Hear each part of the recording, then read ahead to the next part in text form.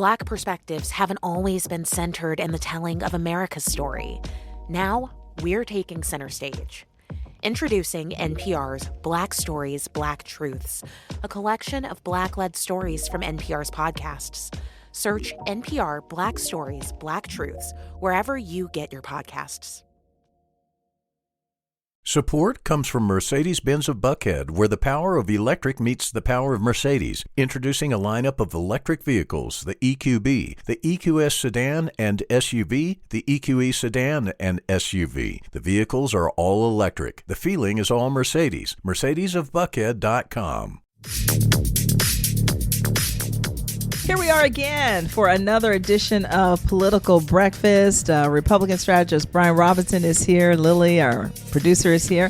And Saba Long joins us today. Theron's taking the day off because of his birthday. Not his birthday week. I know we're here talking to you on Thursday, but he took off the day that we taped. So again, we say happy birthday, Theron, and we look forward to you coming back. So Saba, always good to have you. Always at the ready to fill in when Theron wants to take off for his birthday.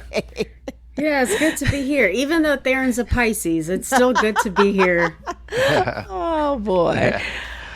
Well, the Civic Circle, I always enjoy talking about it because, people know it exists, but a lot of people don't know, the resources that you offer in terms of, some of the politics that are going on here in Atlanta and how those politics affect you, me, and everyday Americans. And one of those is the housing crisis that continues to plague our city and so many others. And rent control is a big deal that people are chatting about. And Saba, just want to kind of get your thoughts on that and launch us into that particular discussion that a lot of people are talking about and a lot of people under the Gold Dome are talking about as well. Yeah, Democrats have been pushing for rent control legislation at the state capitol for a while now. And each year it gets a little bit closer and a little bit closer, at least from a public standpoint, not necessarily from a do you have the votes standpoint.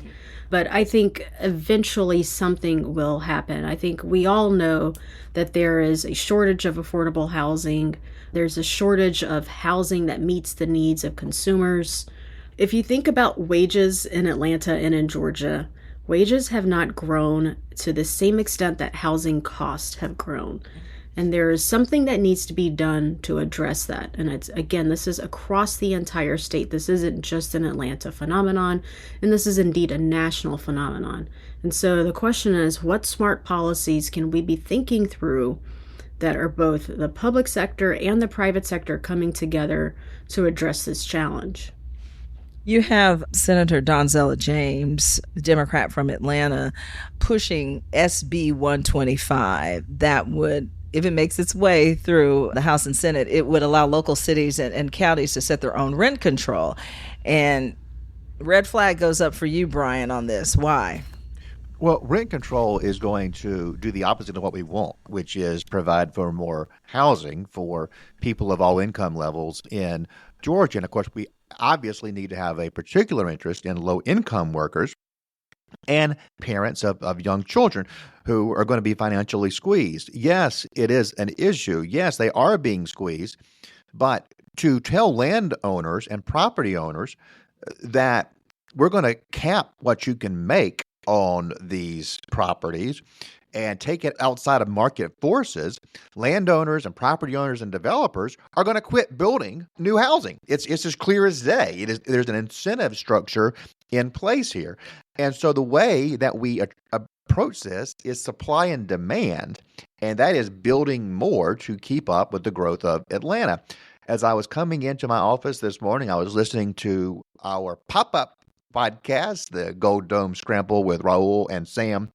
And by the way, if you're in our listenership and you don't listen, please do. It is a great show. They do such a wonderful job of summing up what is happening in the General Assembly in such a WABE way. It's not sensationalized. It's just the facts, ma'am, presented to you in a really thoughtful package. But they were saying on there that we are going to get 2 million more people in metro Atlanta, I assume that's the 29-county statistical region, by 2050. And so we're going to need to build like crazy. And what we don't need is regulations that disincentivize building, which is what rent control is.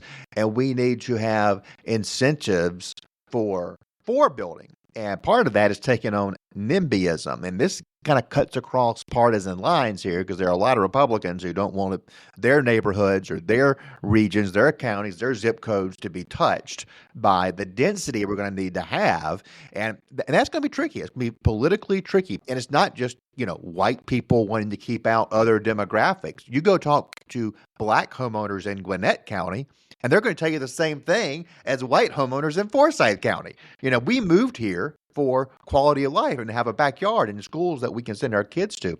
So it's going to be a big fight, but there's no way that Atlanta stays livable unless we have some density. We have to be smart about it to make sure that we kind of get through the politics of it. And we need to build, build, build. That is how we do it. And there's got to be, I've come a long way on this, Lisa and Saba. There was a day where I just didn't think the government had a role in this. And now I think municipalities and counties have got to be leaders in making sure that we have the housing built, because we're bringing in tens of thousands of new jobs. You look at the tremendous record of success that Governor Kemp has had. You go out to the Rivian plant there off of I-20. You go down to the Hyundai plant off of I-16. And one thing that's going to strike you is there's not a lot of houses around. Right? These are very small communities. And so we're going to have to build in rural areas, in exurban areas, suburban areas, and in urban areas to tackle this issue. And it's got to be two of the biggest focuses over the next 25 years between here and 2050. We're going to have to build infrastructure for roads and logistics systems to get your Amazon packages to your house, but also to get you to work, your kid to school, you to your vacation spot on the Georgia coast, wherever. And we're going to have to build housing. It's got to be the focus of the next 25 years.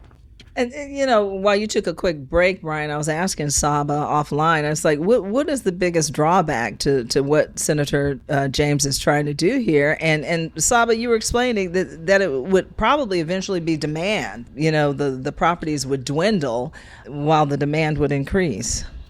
Yeah, that's one of the concerns, which is what Brian talked about. Mm-hmm. But in addition to this bill, there's also a bill that I believe has already passed one chamber and is making its way through another that would cap the amount that a homeowner would be able to, their property taxes would increase. And so at the same time where we are having a conversation about, is it appropriate to cap the amount that someone's rent can increase? The legislator is saying that, yes, a property owner, there should be a cap on how much their property taxes increase. And so then that becomes a conversation about fairness. Because if you're the city, if you're the county, if you're a school board, you're having a conversation about your budget and what is the impact of those caps. And then if you're a landlord, you're having a conversation about what is the impact of those caps. I think there's a happy medium in this conversation. Is it appropriate for a landlord to raise rents by 10, 15% in the course of 1 year? I think most folks would say that that's not reasonable. Mm-hmm. If you are a parent that's helping a child, helping a college student or a young person help pay their rent, or if you're co-signing on their rent, I don't think you would be okay with their rent increasing by more than 3% or so over the course of a year. I would have a problem with that if I were helping someone, right, pay their rents.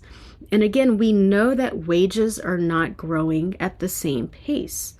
And so what's happening is property owners, landlords, are getting a break in some way or another, and renters are not. And so the question is, how do we address that in a way that is at least somewhat equitable? Now, one thing we've written about at ACC is a concept called a rent registry.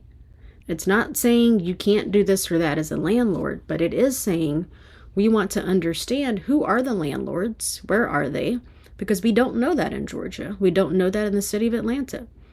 I might have 15 properties spread across the metro region, but no one knows about it. And that jurisdiction doesn't know if my properties are being kept up to a standard, right? We talked in the episode earlier this week about what is the standard of livability for someone in a household. And there is a role for the government to play in ensuring that a standard is set and ensuring that a landlord is meeting that standard. Because we know the reverse of what happens when they don't. We've talked about on WABE has reported extensively about Forest Cove.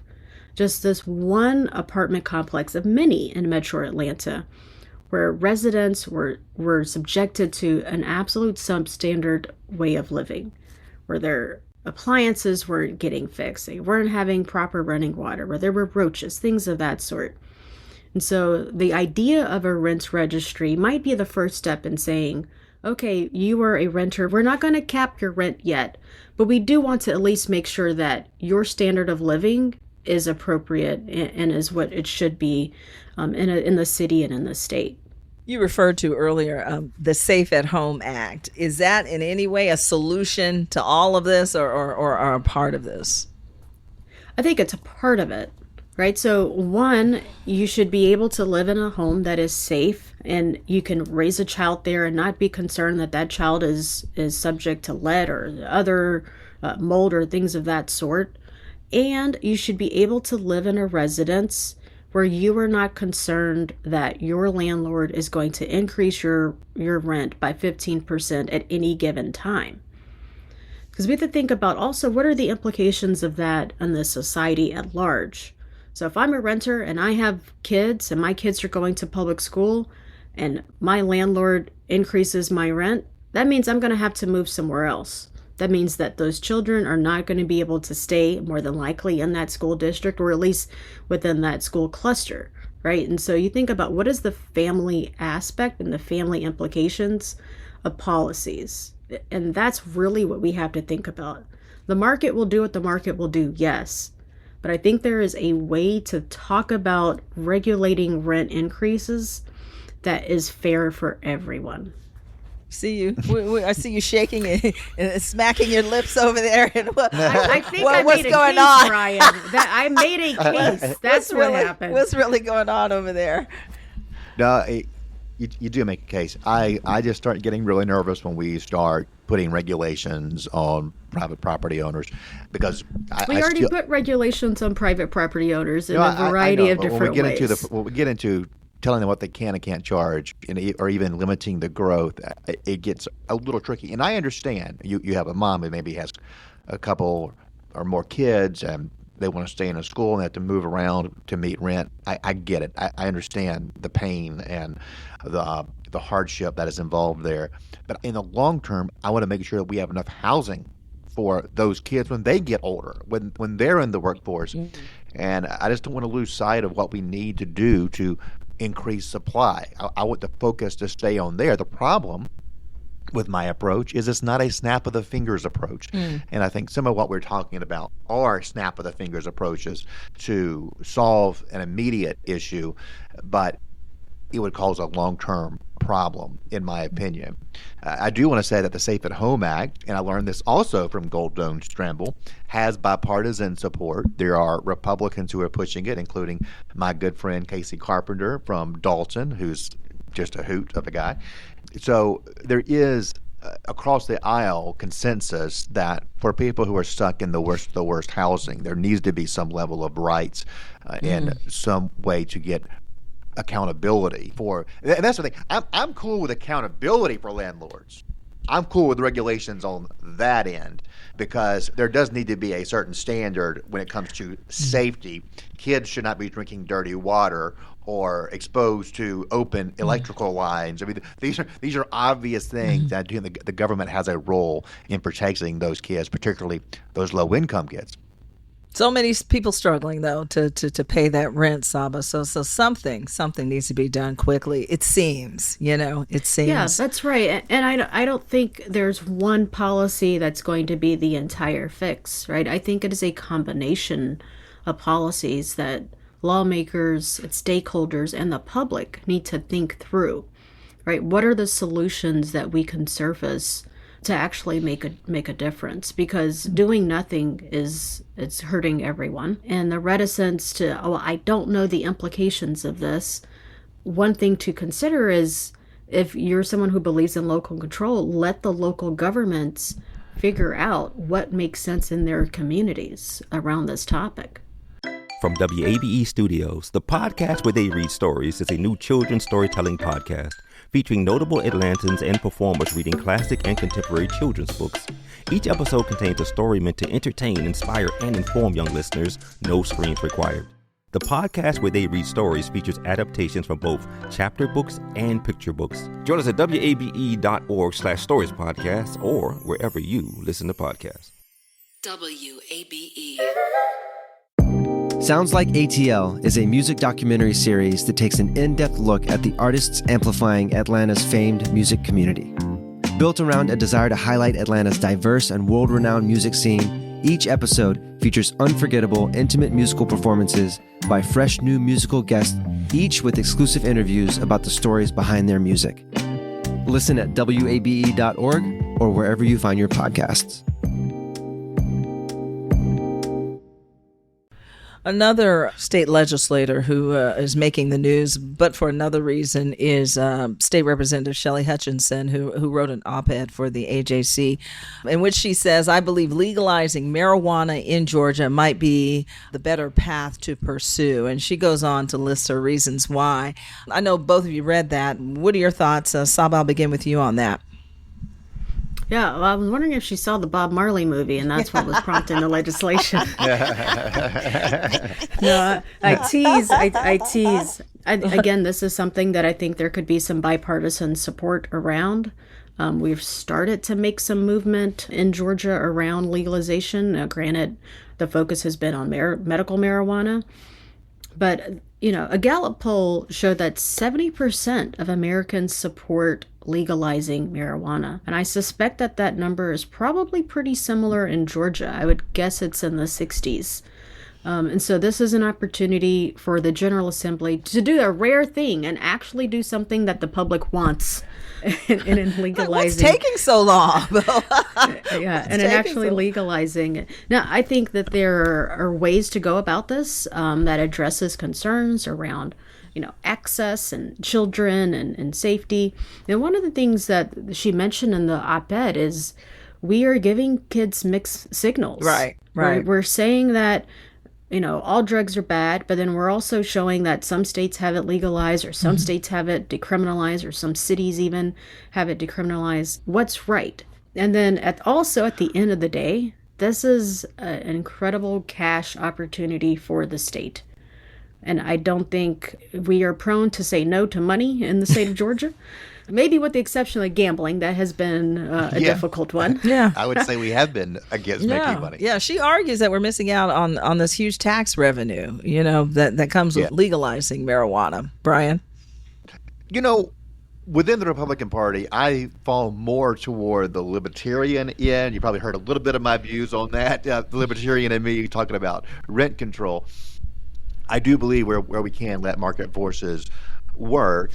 But in Georgia, we have to remember we have a system in place that allows 6 licensees to grow marijuana in the state and then sell it at dispensaries to folks with a medical marijuana license.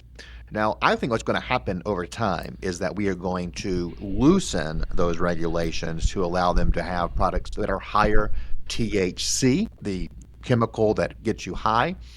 That's going to make the market much bigger. The law we have now is going to keep the market fairly small because, you can go on the streets or, in the mail probably get products that have higher THC and not really fear prosecution all that much. But I think given the fentanyl crisis, the crisis of these synthetic products being put into other kinds of drugs, has heightened the need for some sort of protective system.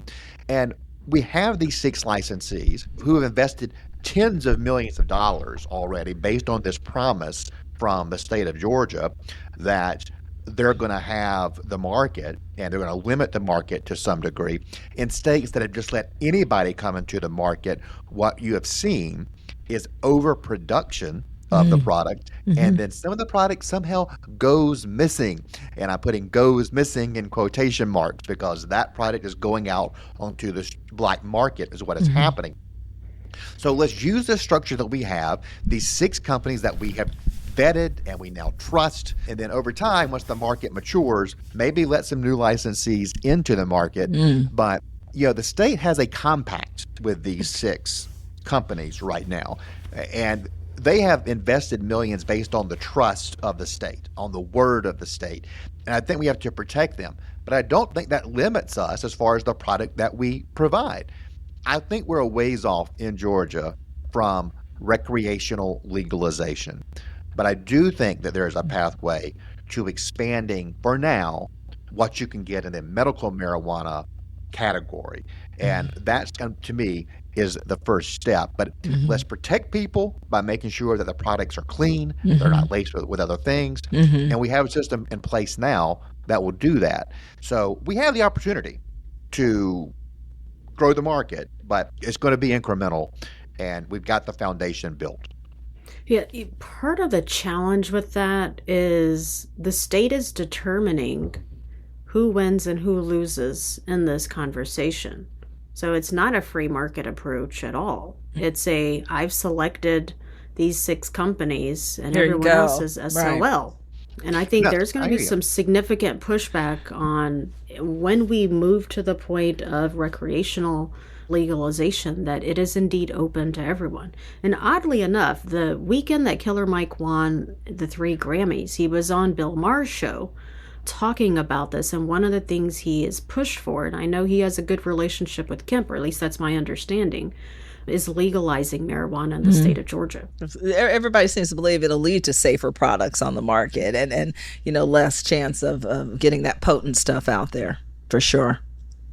That's why I think the structure that we have provides some level of safety, some level of government oversight.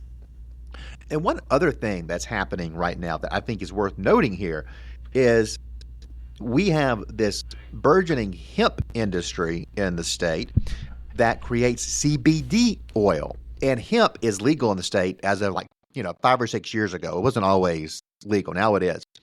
If you're able to take hemp and create this Delta 8, which mimics the effects of marijuana, and through this loophole, that is now legal in Georgia. You can kind of go to any gas station and get it, right?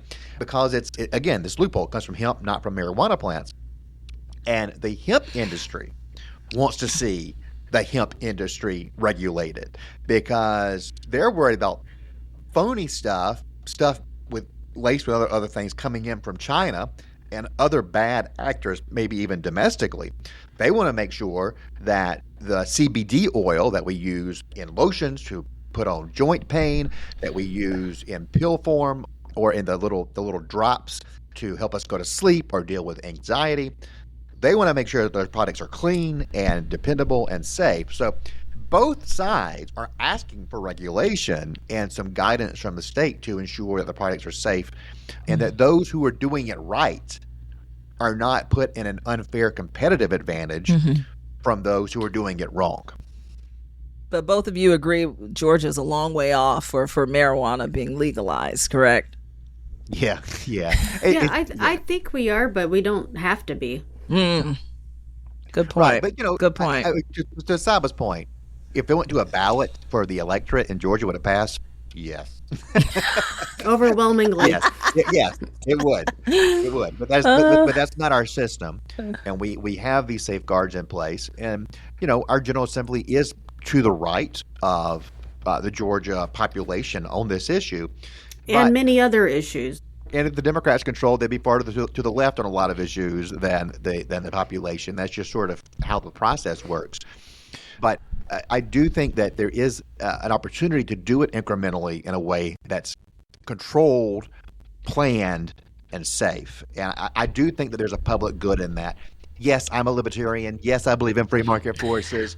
But I also don't want people dying of fentanyl-laced products. Yeah, That's the problem. Yeah, right. Yes, and here's the issue with me is even from my libertarian strand. At some juncture, people making choices that are harmful to them hurts me as a taxpayer because I'm paying for the police, I'm paying for Grady Hospital, I'm paying for the EMC services that are involved in helping to revive people who've had overdoses. So I am impacted. I have a say, and I need to be protected as a law-abiding citizen who pays taxes.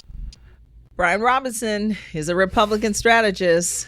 He's a libertarian. Did you just say you were a libertarian? Did you just say A libertarian strategist? Today, Brian Robinson is a libertarian strategist, communications consultant, and former deputy chief of staff for Governor Nathan Deal. Saba Long is the executive director of the Atlanta Civic Circle. Thank you so much for joining us this week, Saba, and hopefully we can do it again soon. Great to be with you all. Yes, thanks for being here, Saba. And, last week, Theron did a shout out to my friend Lindsay Strickland, the wife of Judiciary Committee Chairman Brian Strickland. And I also want to do one to one of my doctors. Now that I am of the age that I am, I have a lot of doctors. I seem to have an appointment every week. But one of them, Dr. Ownby, said that he's now a listener to the Political Breakfast podcast. So welcome aboard, Doc. Thank you for a decade of service. but he loves the show. We'll see you soon. Okay, y'all have a great week. Y'all Thanks, take care. Hey, it's Alex Sujong Laughlin and Kelsey McKinney from the Normal Gossip podcast. We're so excited to announce that we're bringing our show live to a stage near you. Normal Gossip is coming to Atlanta on March 8th at Symphony Hall, and we can't wait to see you there. Join us for glow sticks, a real squirrel hat, secrets, and a great gossip story we can't stop telling. Tickets are on sale now at normalgossiplive.com.